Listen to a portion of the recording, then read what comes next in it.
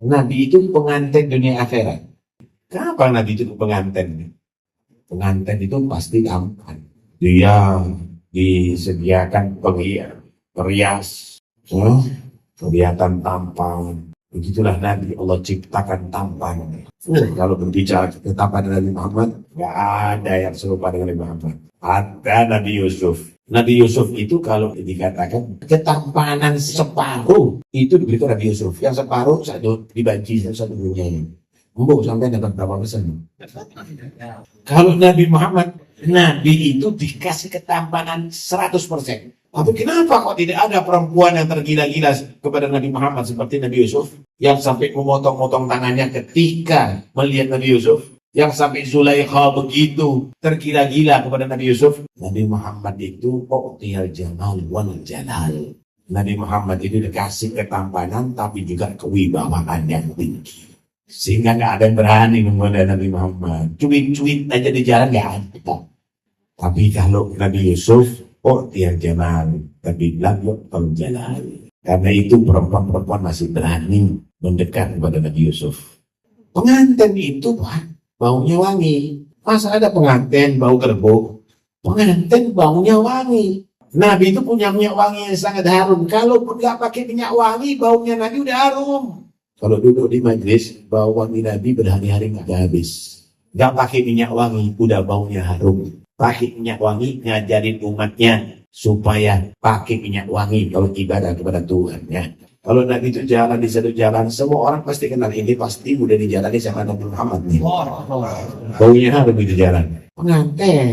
Pengantin itu pemalu. Nabi Muhammad itu pemalu, selalu berundung, pemalu. Pengantin itu adalah setiap tawanya cuma senyum. Masa pengantin cekak-cekik? Gagal mertua apa yang nikahkan anaknya. Pengantin itu kalau jalan gak keburu-buru atau tidak terlalu pelan. Langkahnya pengantin itu adalah rapi. Tidak polah-polah. Itulah jalannya Rasulullah. Pengantin itu makannya dikit. Ini pengantin makan 3 piring. Ada pengantin makannya tidurnya cuma dikit. Pengantinnya tidurnya 20 jam. Beliau pengantin, Pak.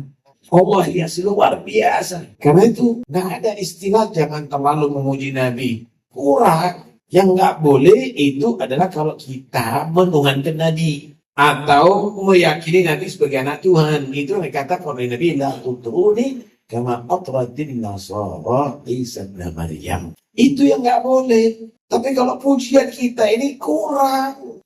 Nabi itu adalah manusia yang paling dekat kepada Allah. Memang iya. Nabi itu adalah akhlaknya paling mulia. Memang benar.